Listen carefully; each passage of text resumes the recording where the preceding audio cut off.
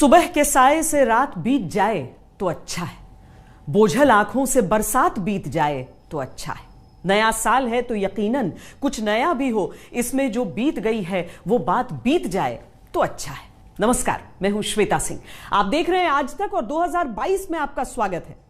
साल 2021 बीत गया है, लेकिन इसके साथ ही बीते साल की कुछ बातें भी बीत जाती तो अच्छा होता। नए साल में देश कोरोना के नए वेरिएंट से जूझ रहा है और अंदर बाहर नई पुरानी तमाम चुनौतियां ताल ठोक रही हैं।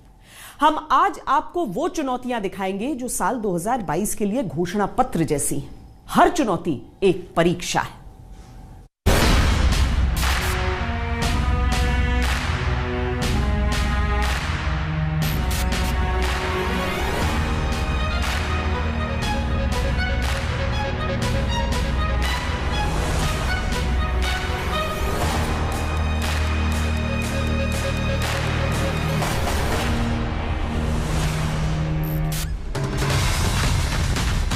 साल नया है तो हाल भी नया हो।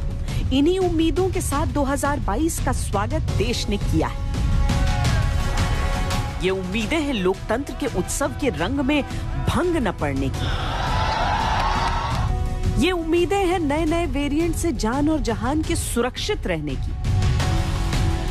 उम्मीदें देश के स्वाभिमान का तिरंगा हमेशा लहराने की।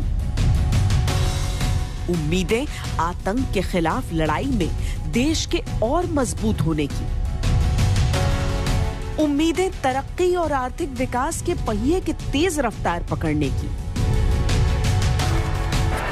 उम्मीदें फिर से निर्विघ्न, निर्बाध, निरंतर मनोरंजन की रौनकें लौटने की। 2022 अपने साथ ओमिक्रॉन की चिंताएं और चुनौतियां लेकर आया है। अच्छी बात है कि उससे निपटने की इस बार नीति और रणनीति भी 2022 अपने साथ लाया है, लेकिन लंबी लड़ाई है, कदम कदम पर इम्तिहान है। 2021 में हम भारतीयों ने पूरी दुनिया को दिखा दिया है कि जब हम ठान लेते हैं तो बड़े से बड़े लक्ष्य, बड़ा सा बड़ा लक्ष्य छोटा हो जाता है। उद्योग धंधों के हालात और सुधरे तो रोजगार के सवाल भी घटे, अर्थव्यवस्था की मुश्किलों को साफ सड़क मिले तो वो भी दौड़े। ये सब हो जाए तो तरक्की की सूरत दिखे। बीते 2 साल में इतना सहा और कहा जा चुका है कि अब ये हालात भी चुनौती है।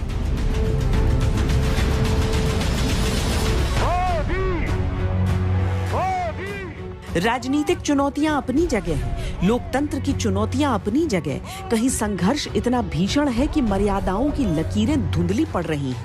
आज बबुआ बोल रहे थे कि अगर हमारी सरकार होती तो हमारी सरकार भी भव्य राम मंदिर बनाती। अरे मैंने कहा कब्रिस्तान बनाने से फुर्सत होती तो राम मंदिर के बारे में सोचते। और ये जो धुआं में रहते हैं, धुआं में ये जो चिरंजीवी है,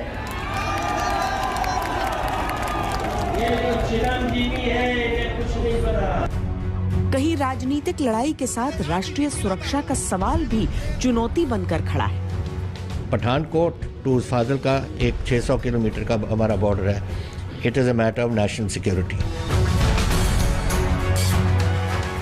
चुनौतियां खेल के मैदान के अंदर और बाहर दोनों ओर हैं। 2022 पर जिम्मेदारी है कि खेल भी चमके और चुनौतियां भी पस्त हों। बीता साल देश को कोरोना की दूसरी लहर का दर्द और वैक्सीन की खुशियां दोनों दे गया, लेकिन ओमिक्रॉन की चुनौती भी विरासत में 2022 के लिए छोड़ गया है। फरवरी मार्च में यूपी समेत 5 राज्यों में चुनाव होने हैं।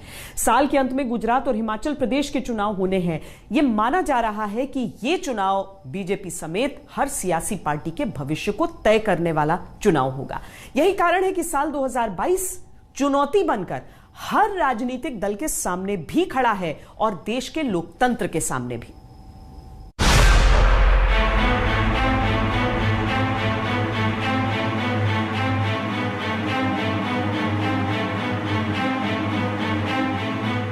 (2022) यानी देश की स्वतंत्रता का 75वां साल, लोकतंत्र के लिहाज से महत्वपूर्ण साल। इस अहम साल में देश को कई चुनावों का गवाह बनना है। देश के राष्ट्रपति और उपराष्ट्रपति के चुनाव, यूपी, पंजाब, मणिपुर, उत्तराखंड, गोवा और फिर गुजरात और हिमाचल प्रदेश में विधानसभा चुनाव, 73 राज्यसभा सीटों के चुनाव भी। राष्ट्रपति और उपराष्ट्रपति दोनों का ही कार्यकाल 2022 में समाप्त हो रहा है, लेकिन 7 राज्यों के चुनावों के नतीजे जो 2022 में आएंगे वो 2024 के आम चुनावों समेत आने वाले कम से कम 1 दशक की राजनीतिक दिशा निर्धारित करने वाले होंगे। उत्तर प्रदेश, उत्तराखंड, मणिपुर, गोवा में बीजेपी की सरकार है और पंजाब में कांग्रेस की। दिसंबर 2022 में गुजरात और हिमाचल प्रदेश के चुनाव होने हैं। दोनों जगह बीजेपी की सरकार है, यानी 7 में से 6 राज्यों में सत्तारूढ़ बीजेपी के सामने पहली चुनौती तो अपनी सरकारों को बचाए रखने की है। कि मोदी जी टेस्टेड हैं, 7 साल से प्रधानमंत्री देश के हैं, और इन सारे 5 स्टेट चुनावों के अलावा उत्तराखंड छोटा स्टेट है, वहाँ पर भी तोड़फोड़ करके सरकार इन्होंने बनाई थी, जीते नहीं थे वहाँ पर। अब दूसरी बार जीत गए थे। अब पहला चुनाव हो रहा है जिसके अंदर बीजेपी डायरेक्ट चुनाव लड़ेगी, परंतु सबसे इंपॉर्टेंट चुनाव बीजेपी के लिए है उत्तर प्रदेश का। पंजाब का उतना इंटरेस्ट नहीं है कि पंजाब के अंदर बीजेपी की स्थिति उतनी कभी रही नहीं, क्योंकि वो हमेशा नंबर 2 की पार्टी किसी के साथ जुड़ के चुनाव लड़ते थे। बीजेपी के लिए 2022 के चुनाव 2024 के लिए मिड टर्म एग्जाम जैसे हैं। यूपी में बीजेपी के सुपरस्टार प्रधानमंत्री मोदी और पोस्टर बॉय योगी आदित्यनाथ की प्रतिष्ठा जुड़ी है। आज उत्तर प्रदेश में जो डबल इंजन की सरकार चल रही है, वो बीते कालखंड में समय का जो नुकसान हुआ है उसकी भरपाई में भी जुटी है। पिछले 2-3 दिनों से लगातार समाजवादी पार्टी से जुड़े हुए एक व्यक्ति ने जो कहता था, कभी समाजवादी इत्र की बात करता था, तब हमारे प्रदेश अध्यक्ष जी ने कहा था ये समाजवादी इत्र नहीं, समाजवादी बदबू है जो गरीबों की बददुआ को लेकर के प्रदेश के अंदर फैलाया जा रहा है। गुजरात तो प्रधानमंत्री मोदी का गृह राज्य है। वहां बीजेपी का प्रदर्शन सीधे प्रधानमंत्री की छवि पर असर डालेगा, जो पहले 2024 और फिर आगे के चुनावों में निश्चित तौर पर बीजेपी की राजनीति को प्रभावित करेगा। बीजेपी के लिए ये चुनाव मुद्दों के तौर पर भी चुनौतीपूर्ण है। कोविड-19 की दूसरी लहर के प्रबंधन, महंगाई, किसान आंदोलन के बाद उपजे हालात, यूपी जैसे बड़े राज्य में जातिगत समीकरणों से पार पाना, विपक्ष इन्हीं मुद्दों पर सबसे अधिक बीजेपी को घेर रहा है। बक्से भर भर के नोट मिली है, नोट। उसके बाद भी ये लोग यही कहेंगे कि ये भी हमने ही किया है। सीधी से उनकी दीवारों को तोड़ करके पैसा निकाला जा रहा है। आप देख रहे होंगे नोटों की ढेर निकल रही है, नोटों की गड्डियां निकल रही हैं और लोग सफाई दे जा रहे हैं। समाजवादी इत्र का नारा देने वाले प्रदेश में किस प्रकार का बदबू, भ्रष्टाचार का बदबू फैलाते थे। ये चुनाव है, चुनाव होना है महंगाई पर, चुनाव होना है नौकरी रोजगार पर, चुनाव होना है क्या निवेश आया कि नहीं आया, कारोबार बढ़ेगा कि नहीं बढ़ेगा, बिजली सस्ती होगी कि नहीं होगी, यहाँ पर लोगों की खेती बर्बाद हो रही है। तो चुनाव इन मुद्दों पे होना है। जानबूझ करके भारतीय जनता पार्टी लोगों का ध्यान हटाना चाहती है। 30% जो रोजगार मिलेंगे यहाँ पे, जो नौकरियाँ बनेंगी सरकारी, उसमें से 30% महिलाओं को ही मिलेंगे। तो ये भी एक बहुत बड़ी चीज है। मेरी बहनें जो पढ़ी लिखी हैं। हमारा मकसद है कि संविधान खतरे में है और पिछड़े दलित का आरक्षण खतरे में है। इसको बचाने के लिए हम अखिलेश यादव को मुख्यमंत्री बनाना चाहते हैं, ताकि बीजेपी 22 में यहाँ से खत्म होगी तो 24 में देश की सत्ता से हट जाएगी, तो संविधान भी हमारा बचेगा, हमारा आरक्षण भी बचेगा और प्रदेश में, देश में भाईचारा भी बनेगा। स्पष्ट है, जो 2022 से राज्यों का जनादेश होगा वो राष्ट्रीय राजनीति में सत्ता और विपक्ष दोनों की स्थिति को दर्शाएगा। 2022 के चुनावी नतीजे बीजेपी के साथ साथ एसपी, बीएसपी, आम आदमी पार्टी और कांग्रेस की स्थिति को भविष्य के लिए और स्पष्ट करेंगे। कहा जा सकता है कि साख के लिहाज से बीजेपी और अस्तित्व की लड़ाई के लिहाज से विपक्ष के लिए 2022 बहुत महत्वपूर्ण है। अगर यूपी हार गए तो एनडीए के पार्टी बाकी जो है साउथ की उनके साथ जुड़ेंगी नहीं, तो 2024 के अंदर जीतना थोड़ा इतना आसान नहीं होगा। तो यूपी जो है बहुत इंपॉर्टेंट, बाकी सारी 4 सीटें हार भी जाएं, गोवा हार जाएंगे तो कोई फर्क नहीं पड़ता, गोवा पहले भी नहीं बनी थी, तोड़फोड़ के सरकार बनाई थी। तो यूपी का हारना योगी और मोदी दोनों के लिए इंपॉर्टेंट है और भारतीय जनता पार्टी के लिए बहुत इंपॉर्टेंट है। राज्यों के चुनावों के साथ ही जुड़े हैं राज्यसभा के भी चुनाव, जो 2022 में उच्च सदन की तस्वीर बदल सकते हैं। 2022 में निर्मला सीतारमण, सुरेश प्रभु, पीयूष गोयल, पी चिदम्बरम, आनंद शर्मा, संजय राउत, मुख्तार अब्बास नकवी समेत कईयों का कार्यकाल पूरा होगा। 73 नए राज्यसभा सदस्यों का चुनाव होगा, जो कि 245 सदस्यों की संख्या का लगभग 1/3। बीजेपी वर्चस्व की ओर बढ़ना चाहेगी और विपक्ष अपनी मजबूती बनाए रखने की तरफ। असर सदन में देश से जुड़े फैसलों पर पड़ेगा। वैसे एक चुनाव कांग्रेस के भीतर भी होना है और ये देखना होगा कि 2022 में भी कांग्रेस को पूर्णकालिक अध्यक्ष मिलेगा या नहीं। 2022 के चुनावों पर कोरोना का साया भी रहेगा। पिछले साल यूपी के पंचायत चुनावों के बाद केरल, तमिलनाडु, पश्चिम बंगाल में विधानसभा चुनावों के बाद कोरोना के केस एक दिन में कई गुना बढ़े थे। तब वो था कोरोना का वेरिएंट डेल्टा और अब कोरोना का नया वेरिएंट ओमिक्रॉन रोज चिंताएं बढ़ा रहा है। इसकी रफ्तार संक्रमण की तीसरी लहर से निपटने की चुनौती पेश कर रही है। माना जा रहा है कि कोरोना की चुनौती के लिहाज से 2022 एक निर्णायक साल साबित होगा।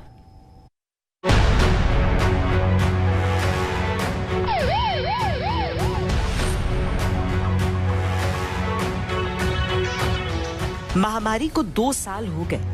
मातम, डर, उम्मीदें, ये सिलसिला जीवन में आम हो चला। 2022 महामारी की विरासत से ओमिक्रॉन का संकट लेकर आया है। पूरी दुनिया में हड़कंप।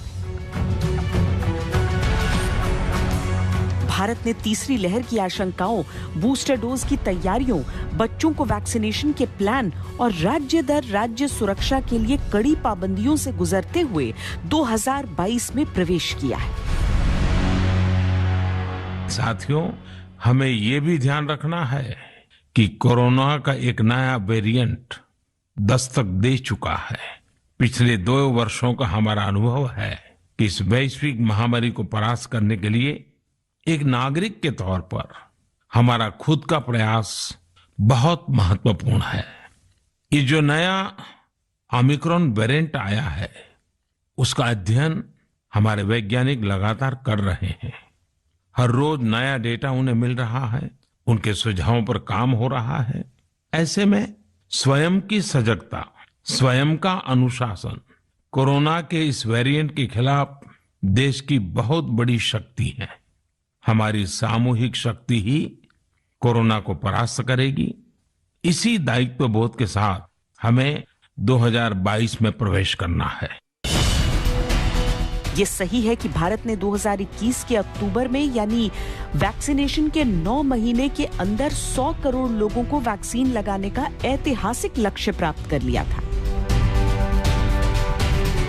लेकिन जिस तरह भारत में ओमिक्रॉन के केस बढ़ने की रफ्तार तेज हो रही है, सरकारों, वैज्ञानिकों, डॉक्टर्स, फ्रंटलाइन वर्कर्स के लिए चुनौतियां बढ़ रही हैं। IIT कानपुर की रिपोर्ट के अनुसार फरवरी में कोरोना की तीसरी लहर देश में पीक पर होगी। बीते साल की दूसरी लहर के दुखद अनुभव तीसरी लहर के नाम पर सिरन पैदा कर रहे हैं। तो मुंबई और मेट्रोपॉलिटन सिटीज जो है, जो कि जैसे कि दिल्ली हुई, जहां पे की केसेस बहुत जल्दी बढ़ी है, हम ये कह सकते हैं कि तीसरी लहर की शुरुआत जैसी बात है करके। तो कभी भी आप देखो तो हॉस्पिटलाइजेशन जो है करीब 2 हफ्तों के बाद शुरू होते हैं।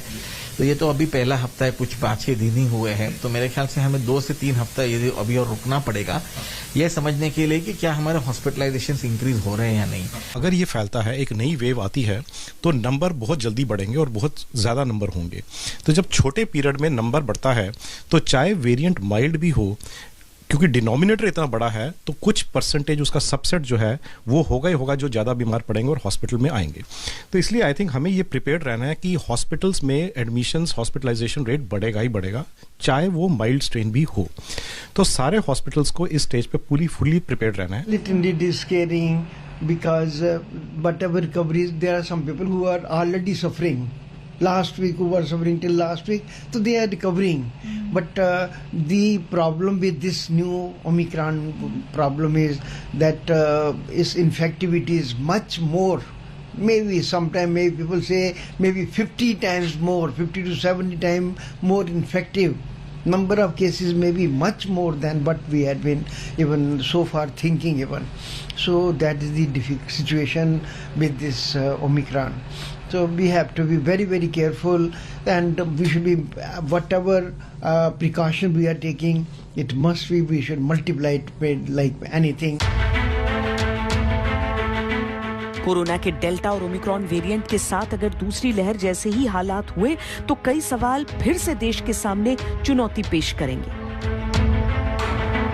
दो ही चीजें हैं, फिर से रिपीट कर देता हूँ। पहली चीज है कि इसको होने से रोका जाए, दूसरी चीज है अगर हो जाता है तो इसका इलाज।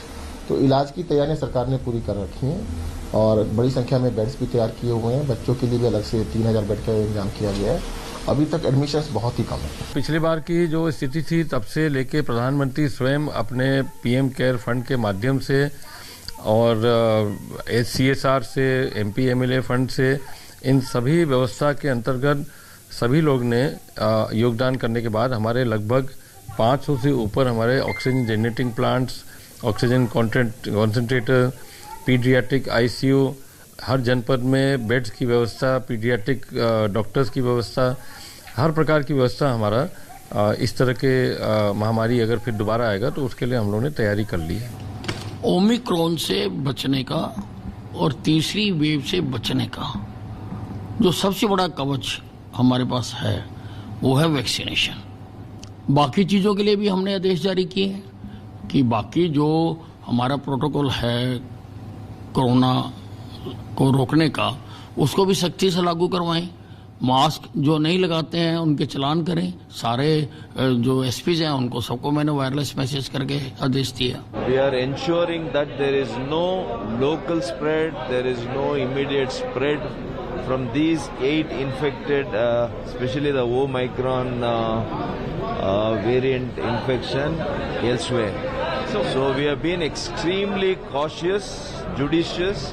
We will take appropriate measures to ensure that there will not be any kind of a wide spread in Karnataka. हालांकि सरकार का दावा है कि तैयारियां पूरी हैं। अब देश के पास 8 तरह के वैक्सीन हैं, जिसकी वजह से वैक्सीनेशन का लक्ष्य जल्दी पूरा हो सकेगा। जल्द ही दवाई या और भी वैक्सीन को मंजूरी मिल सकती है। हमारे देश में जल्दी ही नेजल वैक्सीन और दुनिया की पहली DNA वैक्सीन भी शुरू होगी। अभी स्टडीज चल रही हैं जिसमें वेरिएशंस बहुत ज़्यादा हुए हैं, म्यूटेशंस बहुत ज़्यादा हुए हैं जो कि अनएक्सपेक्टेड हैं और इसकी वजह से इसकी ट्रांसमिसिबिलिटी जो है वो बहुत तेज़ी से हो रही है। हम रात को सोते हैं तो ये कम कंट्रीज में होता है और सुबह को सो के उठते हैं तो 6 कंट्रीज में और पहुंच जाता है। इतनी तेजी से ओमिक्रॉन का फैलना जो है वो वैज्ञानिकों में चिंता को दर्शाता है। वायरस के स्वरूप में समय समय पर बदलाव हो सकते हैं और इसी तरह कोरोना वायरस में भी कुछ बदलाव हुए हैं जिससे अलग अलग वेरिएंट का जन्म हुआ है, जैसे अल्फा, बीटा और डेल्टा वेरिएंट। लेकिन हाल ही में ओमिक्रॉन नाम का नया वेरिएंट सामने आया है जो कि कोविड का ही एक बदला हुआ स्वरूप है और इस वेरिएंट में 50 से भी ज्यादा बदलाव देखे गए हैं। हालांकि WHO समेत कई विशेषज्ञ एक उम्मीद ये भी जता रहे हैं कि 2022 कोरोना पर नियंत्रण के लिहाज से निर्णायक साल हो सकता है। कौन सोच सकता था कि इतने कम समय में भारत जैसा इतना बड़ा विशाल देश, विविधता भरा सा देश, 145 करोड़ से अधिक लोगों को 145 करोड़ से अधिक वैक्सीन डोज दे पाएगा। कौन सोच सकता था कि भारत एक दिन में 2.5 करोड़ वैक्सीन डोज का रिकॉर्ड बना सकता है? कौन सोच सकता था कि भारत एक साल में 2 करोड़ घरों को पाइप से पानी की सुविधा से जोड़ सकता है? लेकिन अनुमान और आशंकाओं पर त्रासदी फिलहाल भारी है और चुनौतियां सामने दिख रही हैं।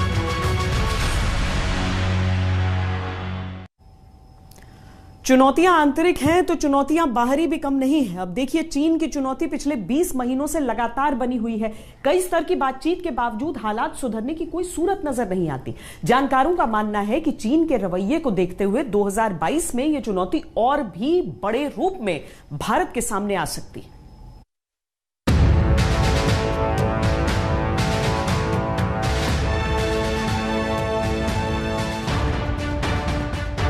1 जनवरी 2022 यानी वो तारीख जब चीन का नया लैंड बॉर्डर लॉ प्रभावी हो जाएगा।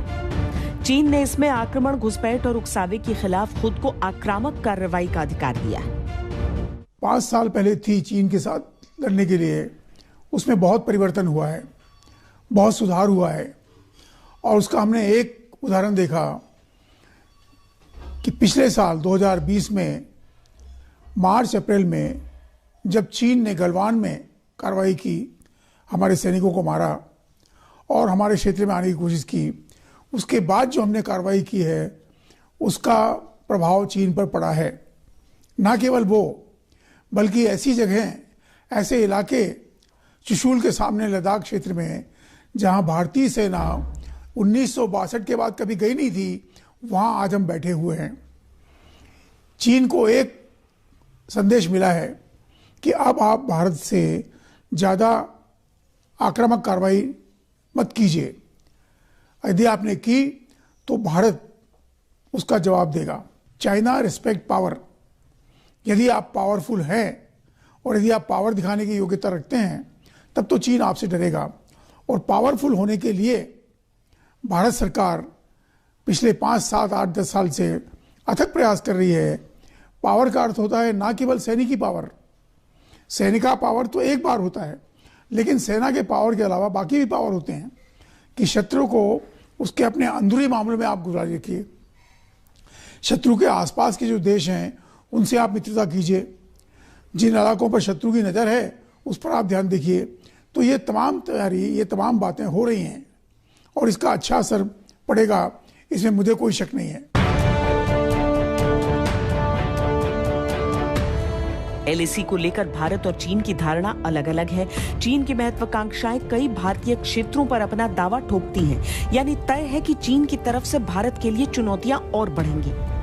भारत के संबंध और भारत के रिश्ते चीन के साथ केवल पिछले साल से नहीं, ये तकरीबन पिछले 65 साल से 65 ईयर से खराब हैं। हमें ये नहीं भूलना चाहिए कि चीन ने भारत पर 1962 में आक्रमण किया, 1962। तब मैं सेना में भर्ती था, मेरा प्रशिक्षण चल रहा था। उस समय युद्ध में देखा है मैंने। उसके बाद से अनेक बार चीन ने भारत पर सशस्त्र आक्रमण, उसको हम नहीं बोलेंगे, लेकिन सशस्त्र कार्रवाई की।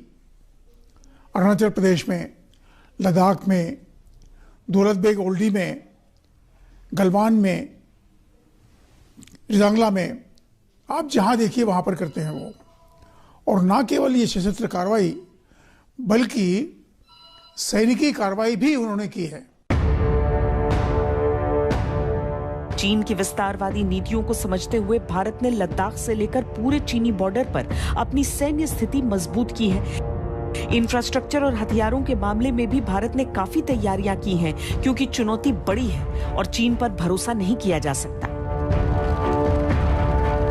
चीन पर कभी भी विश्वास नहीं करना चाहिए। चीन हमारा शत्रु है और चीन शत्रु रहेगा जब तक कि चीन अपने आप को बदली नहीं करता है। इस वास्तविकता को ध्यान में रखते हुए जो आपने पूछा है कि हमें सदैव सतर्क रहना पड़ेगा। अभी कल सवेरे हमारे रक्षा मंत्री जी ने कहा है कि हमारी जो तैयारी चल रही है वो केवल चीन के खिलाफ नहीं है। कोई भी शक्ति जो भारत के विरुद्ध उंगली उठाएगी हम उसका हाथ तोड़ देंगे। इस वास्तविकता को ध्यान में रखते हुए हमें चीन से मुकाबला करने के लिए हमेशा तैयार रहना पड़ेगा। भारत के लिए चीन से टकराव के चलते रणनीतिक चुनौती है, आर्थिक सुरक्षा की चुनौती है और वैश्विक संबंधों में दक्षिण एशिया के बीच अपनी बड़ी भूमिका बनाए रखने की चुनौती है। चीन लगातार सीमा विवाद को संप्रभुता विवाद में बदलता जा रहा है। 2022 निर्णायक हो सकता है।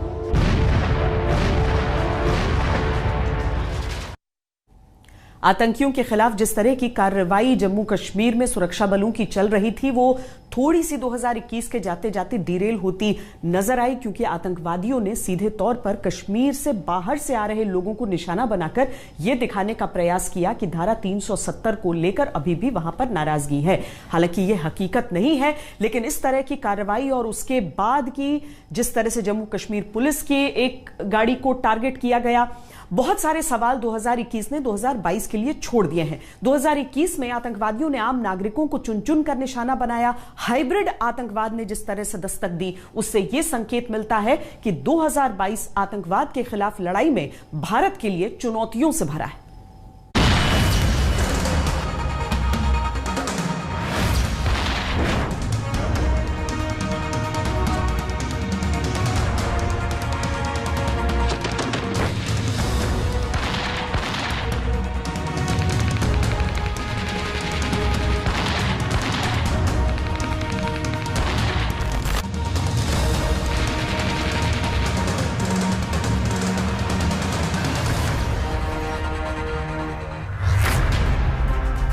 घाटी में आतंकवाद की समस्या पुरानी है। धारा 370 हटने के बाद सुरक्षा बलों और खुफिया एजेंसियों की निरंतर और कड़ी कार्रवाई के चलते हालात कुछ समय के लिए संभले जरूर, लेकिन 2021 ने जाते जाते आतंकवाद की बदली हुई नई चुनौती 2022 के सामने खड़ी कर दी।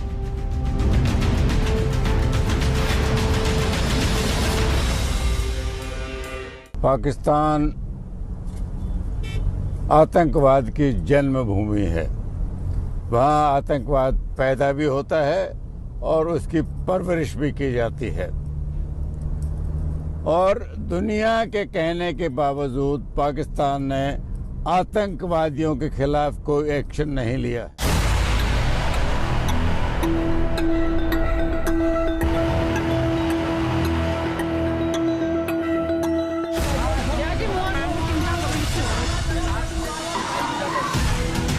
बीते साल 2021 में कई आतंकवादी श्रीनगर में मारे गए।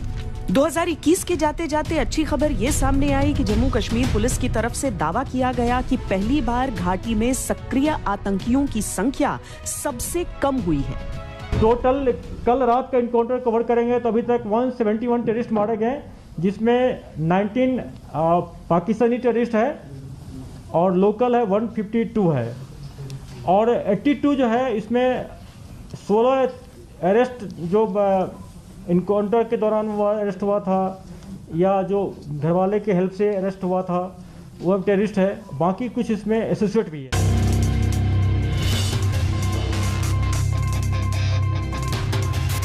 लेकिन नए साल में चुनौतियां बड़ी रहेंगी। चुनौती केवल ये नहीं कि आतंकियों को ऑल आउट किया जाए, बल्कि चुनौती ये भी कि किस तरह से जम्मू कश्मीर के युवाओं को आतंकवाद से दूर रखा जाए। पहले जो विकास दिखता था वो शहरों में दिखता था। मैंने जो हम आप सब बहुत जाती रही हैं। जी, क्या ये पूरा गतिरोध और ये पूरा टकराव इस कारण हो रहा है कि विकास का विकेंद्रीकरण हुआ है? यानी कि तंगधार में आज पानी की लाइन अगर ले जाई जाती है या फिर उरी में एक सड़क ले जाई जाती है, क्या ये उस बात की छटपटाहट है कि जो एक डाउनटाउन के नैरेटिव से पूरे कश्मीर को कंट्रोल किया जाता था, विकास उसके बाहर निकल रहा है? मुझे लगता है कि मैं इस सवाल के मैं पढ़ना नहीं चाहता हूं। मैं प्रशासन और सरकार की नीति के बारे में बताना चाहता हूं कि विकास वही विकास मान्य होगा जो अंतिम छोर के व्यक्ति तक पहुंचेगा, और इसी सिद्धांत पर वहां का प्रशासन भारत सरकार के निर्देशन में काम कर रहा है।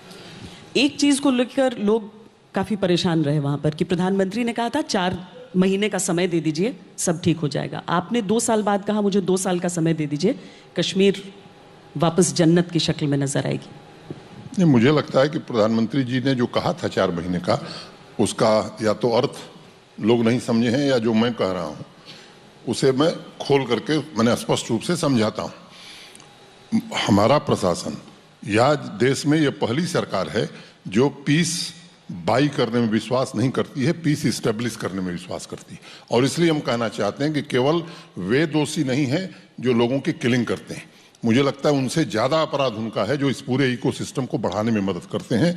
और पहली बार सरकार इस पर ध्यान केंद्रित कर रही है कि पूरे इकोसिस्टम को ही समाप्त किया जाए। और मुझे पूरा भरोसा है, जिस तरह से पिछले 2 वर्षों में घटनाएं कम हुई हैं, मैं आंकड़ों में नहीं जाना चाहता हूं कि 42% क्या कम हुआ, 52%, वो सब मेरे पास है, मैं एक चीज बोल सकता हूं, मैं इसलिए लेके आया हूं कि कोई गलत बात ना निकले। मैं केवल ये कहना चाहता हूं कि वहां के अवाम को कोई दिक्कत नहीं। आतंक के उस नए मॉड्यूल को टारगेट करना होगा जहां घाटी से बाहर के लोगों को आतंकी निशाना बनाते हैं। आतंकियों का न सिर्फ चेहरा नया हुआ है बल्कि मंसूबे नए हैं। नए नए नामों से आतंकी संगठन सुरक्षा प्रबंधों को चुनौती दे रहे हैं। हरकत 313, united liberation front, the resistance front, Kashmir tigers, Gilani force, ऐसे कई आतंकी संगठनों के नाम सामने आ चुके हैं। इनका उद्देश्य है स्थानीय स्तर पर लोगों को उकसाना और उनका इस्तेमाल आतंकी गतिविधियों में करना। ये आतंकी संगठन पाकिस्तान के इशारे पर काम कर रहे हैं ताकि पाकिस्तान का नाम बचा रहे और उसका आतंकी काम चलता रहे।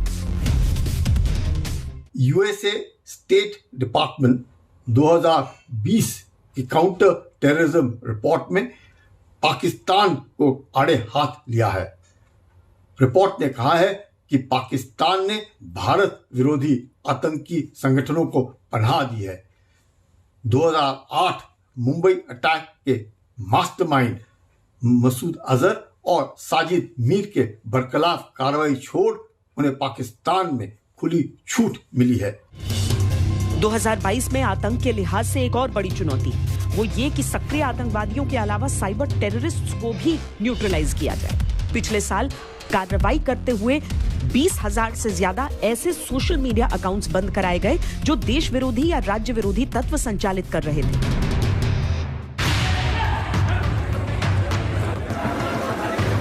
दो 2022 में आतंकवाद के एक और व्यापक रूप से मुकाबला करना होगा। लुधियाना कोर्ट परिसर में हुए बम ब्लास्ट के अलावा कई दूसरी घटनाएं पंजाब में अशांति की आशंकाओं को बढ़ा रही हैं। पाकिस्तान के लिहाज से पंजाब भारत की मजबूत रक्षा पंक्ति है। अगर वहां अस्थिरता बढ़ेगी तो देश के सामने चुनौतियां भी बढ़ेंगी।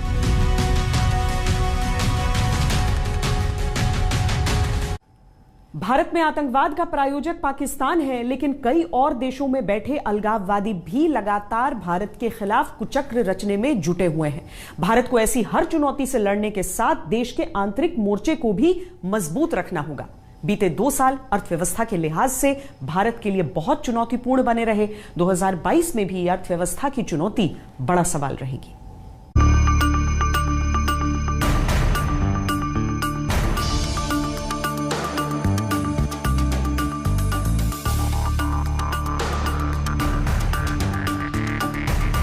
30 नवंबर 2021 को जब वित्त वर्ष की दूसरी तिमाही से देश की जीडीपी के आंकड़े आए तो अर्थव्यवस्था में और अधिक सुधार की उम्मीदें जगी, क्योंकि जीडीपी कोरोना महामारी शुरू होने से पहले के करीब लगभग बराबरी तक पहुंच गया।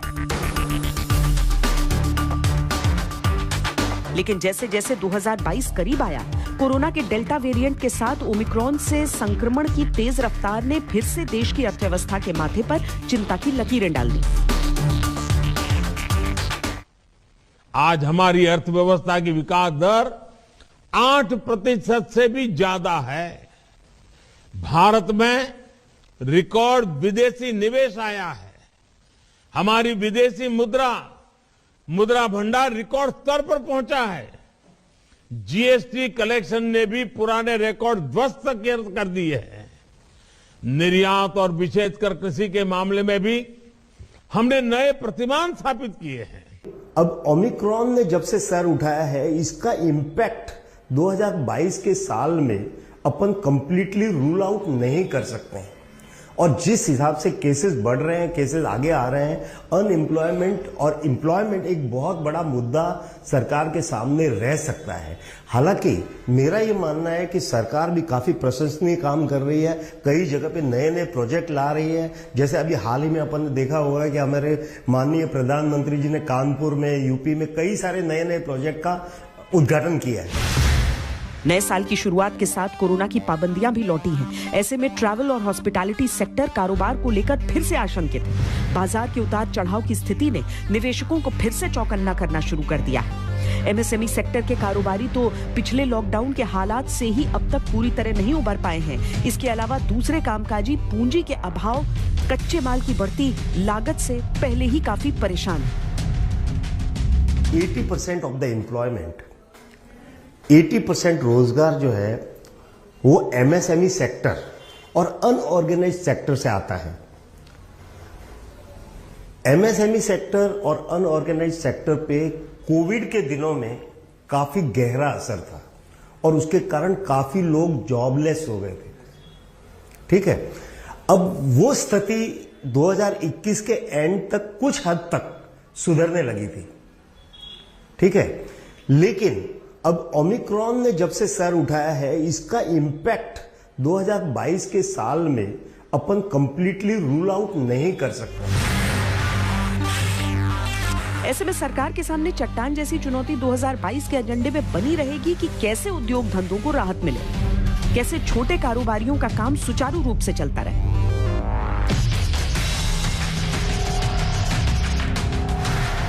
2022 की शुरुआत जैसी मुश्किलों के साथ हुई है, उसमें यह कहना अभी संभव नहीं कि कोरोना का असर कहां तक जाएगा, खतरा कहां तक देश की गति को चोटिल करेगा। अर्थशास्त्रियों का आकलन है कि अगर कड़े प्रतिबंध लागू किए गए और सेवा क्षेत्रों पर बुरा असर पड़ा तो देश ने अब तक जो कुछ भी विकास या प्रगति हासिल की है वो भी नष्ट होने की आशंका है। अपन ये नहीं कह सकते कि एक पर्टिकुलर डिग्री तक अनएम्प्लॉयमेंट या एम्प्लॉयमेंट क्रिएट होगा, लेकिन नए नए प्रोजेक्ट के कारण कुछ हद तक क्रिएट होगा, लेकिन फिर भी एक समस्या तो रहेगी जो पूरी तरह से मतलब जड़ से उसको निकाला नहीं जा सकता है। चुनौती बनकर दूसरी चिंता ये भी लगातार बनी है कि अगर तीसरी लहर बीते साल की तरह भयावह हुई और कड़े उपाय लागू नहीं किए तो संक्रमण की रफ्तार के चलते देश का मेडिकल इंफ्रास्ट्रक्चर चरमरा सकता है।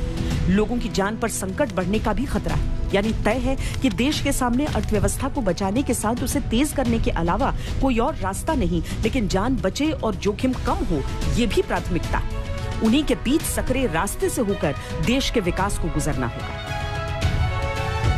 अपन ये नहीं कह सकते कि एक पर्टिकुलर डिग्री तक अनएम्प्लॉयमेंट या एम्प्लॉयमेंट क्रिएट होगा, लेकिन नए नए प्रोजेक्ट के कारण कुछ हद तक क्रिएट होगा, लेकिन फिर भी एक समस्या तो रहेगी जो पूरी तरह से मतलब जड़ से उसको निकाला नहीं जा सकता है। कोविड और उसके नए नए वेरिएंट्स से जूझते भारत को अर्थव्यवस्था की बेहतरी के लिहाज से एक और चुनौती इस साल भी बनी रहेगी और वो चुनौती है घरेलू मांग को बढ़ाना, उस मांग में तेजी लाना। सरकार की प्राथमिकता रहेगी कि देशवासी खर्च करने के पुराने रंग ढंग में लौट पाएं, क्योंकि अर्थव्यवस्था की गाड़ी तभी स्पीड पकड़ सकती है। लेकिन मौजूदा हालात में ये कितना संभव हो पाएगा, इसका अंदाजा कोई लगाने की स्थिति में नहीं है।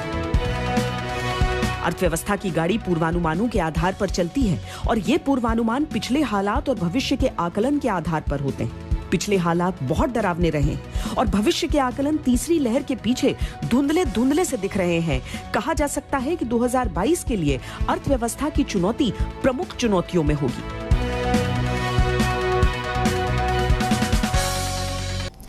क्रिकेट पर भी निगाहें सबकी रहती हैं। 2021 में जो वर्ल्ड T20 क्रिकेट हुआ, वहां पर भले ही पाकिस्तान के हाथों हार का सामना करना पड़ा, लेकिन 2022 में मौका है कि भारत उस खिताब को एक बार फिर अपने नाम कर ले।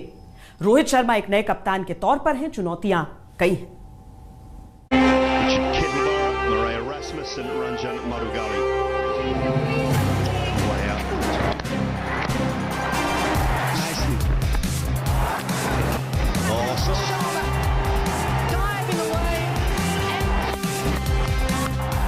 – 2021 की शुरुआत और अंत क्रिकेट के हिसाब से ऐतिहासिक रही। हाँ, बीच में आईसीसी वर्ल्ड T20 में पाकिस्तान के हाथों हार की निराशा जरूर रही, लेकिन साल ने जाते जाते सेंचुरियन टेस्ट की जीत के साथ 2022 के लिए एक नई उम्मीद छोड़ दी। बड़ा गर्व महसूस हुआ कि इस टीम ने इतनी अच्छी क्रिकेट खेली है, इतना अच्छा प्रदर्शन दिखाया है, इतनी अच्छी जिद्द दिखाई है, इतनी अच्छी डिटर्मिनेशन दिखाई है, और एक जो जिस लगन से उन्होंने ये मैच खेली है, उसके पहले वाली मैच भी जो सिडनी में मैच पहुंचाई है, और मेलबर्न में जब 36 रन के बाद, एडिलेड के 36 रन के बाद जिस तरह से उन्होंने वापसी की, तो इस टीम का ये प्रदर्शन देखकर बहुत गर्व महसूस हुआ।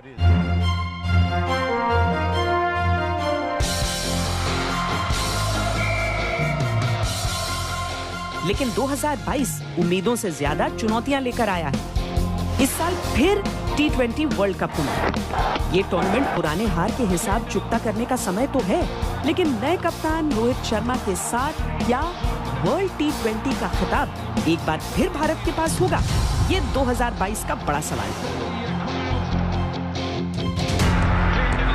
खेल के मैदान के अलावा मैदान के बाहर भी भारतीय क्रिकेट की छवि मजबूत बनी रहे, इसका जिम्मा 2022 के फैसलों पर रहेगा।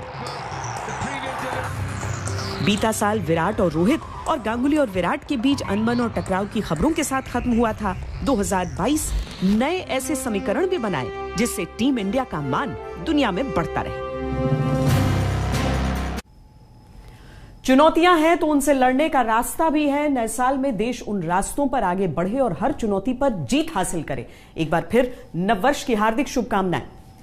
देखते रहिए आज तक।